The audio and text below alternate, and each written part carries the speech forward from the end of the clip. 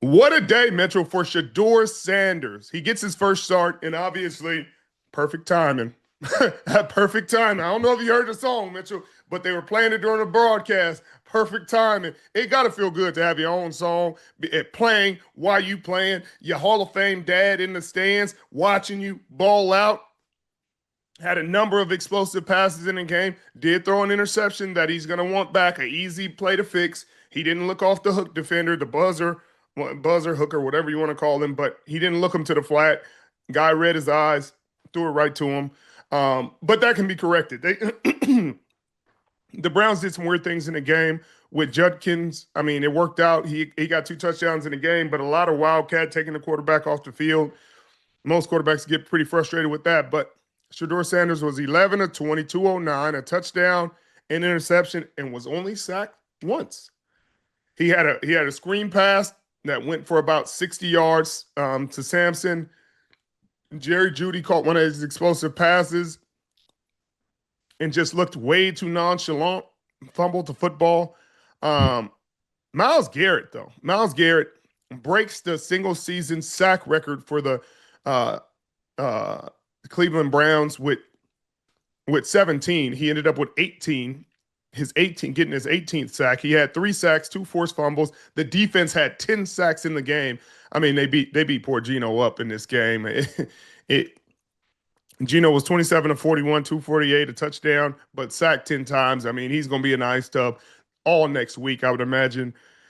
But if you're a Browns fan, if you're a Shedeur fan, if you're a Shedeur enthusiast, because there's only, he's so polarizing. I guess the subject of Shedeur is so polarizing that you love him and you'll support him no matter what, or you're waiting for him to fail and everything you're critical of, and you think he's bad, and you're waiting for him to make the big mistake, and you don't think this is good enough to start for the Browns, and you think that they should start Dylan Gabriel whenever he gets healthy enough to play. But if I'm on the outside looking in, semi-objectively, because I mean I'm not objective. I'm a Deion fan, so I'm a Shedeur fan. I was watching him at Colorado, but I can see it if he played bad.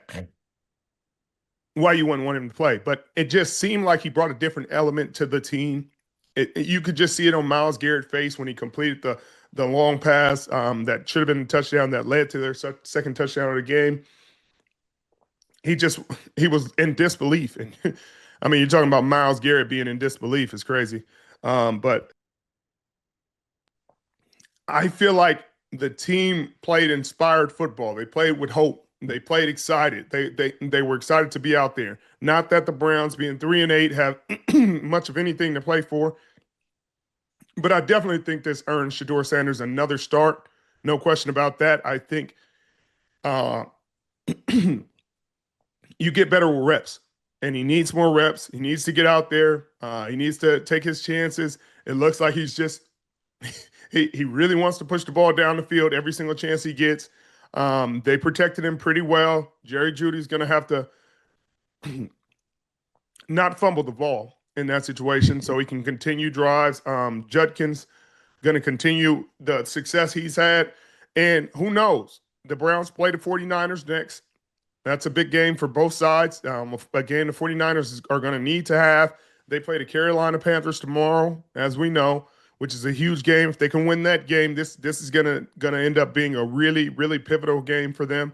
And they'll have to deal with Shedeur Sanders and all that means. So I'll say this. Congratulations to Shedeur Sanders on his first NFL touchdown, even if it's a screen that goes for 60 yards. Hey, you get it how you live. It ends up being a 60-yard pass for a touchdown. Fun game for him. I look forward to seeing him. It's exciting when he's part of the game and he's part of the discussion, whether you love him or hate him. It's good for football, and it's good for the Browns. And the Browns get their 3rd win of the season against the Raiders, who will continue to struggle. Look like they're going to pick top 3 in the draft this year. No question about that. Hopefully they don't fire my guy, Pete Carroll. Please don't fire him. Please don't fire Pete. It ain't his fault. It's not a great team. I'm biased. You're not wrong, Richard. Don't fire Pete. Don't put him, don't make him the sacrificial lamb out there. Richard, before we leave this game, we got to talk about Myles Garrett. You said it, franchise record best 18 sacks through 11 games. He's on pace for almost 28 sacks this season, Richard. That is mind-boggling.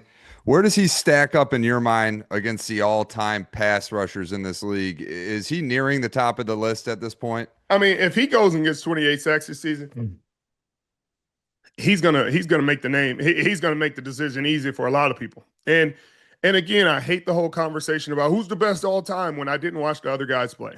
And I'm not going to give, not that those other guys weren't great, and Reggie White and obviously Lawrence weren't great players, but I didn't get to watch them, you know. And so I can recognize their greatness and how everybody else the esteem they're talked about and things like that, but I didn't get to watch them play. And so the guy I'm watching play, the sack record, I think is 22, maybe 22 and a half. I think J.J. Watt tied it one year.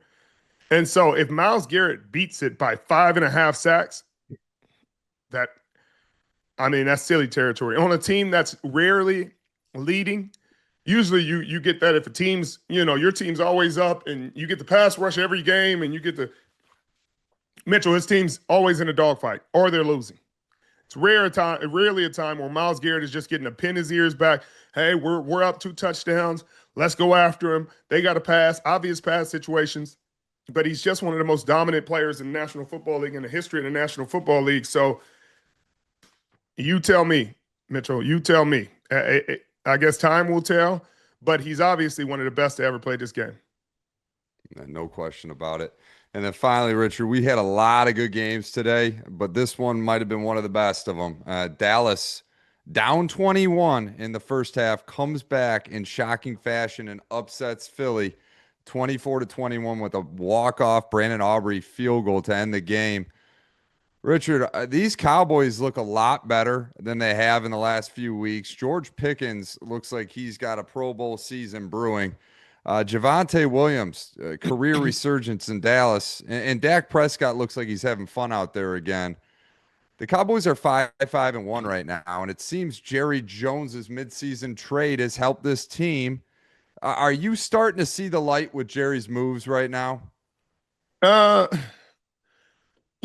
you can see the vision, no question about it, but I guess the big story is the offense. You got to give the defense credit. They did not allow the Philadelphia Eagles to score a point in the second half. That should be applauded. That should be celebrated. That's a huge deal for the Super Bowl champs not to score a point in the second half. But the offense, you're talking about George Pickens, you're talking about a Pro Bowl caliber season. I'd be really surprised if he's not a Pro Bowler and maybe he get a couple of All-Pro votes just because it's the Dallas Cowboys. It's one of the biggest markets in the world. He's playing really good football. He's playing good in big moments. And if this team can scratch and claw their way back into playoff contention, that'd be huge. Dak Prescott, 23 of 36, 354, 2 touchdowns. He did have the 1 interception. But again, this is what Dak Prescott is capable of.